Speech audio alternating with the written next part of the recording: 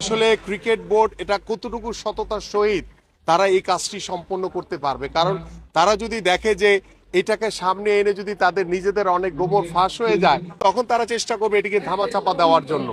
শুধু ক্রিকেট বোর্ডের তদন্ত কমিটি করলেই হবে না, রাষ্ট্রীয়ভাবে সরকারিভাবে একটি তদন্ত করে, কারণ বিষয়টি অত্যন্ত গুরুতর। এবার ক্রিকেটার জাহানারা আলমের ইস্যুতে মুখ খুললেন সাবেক ফুটবলার আমিনুল হক।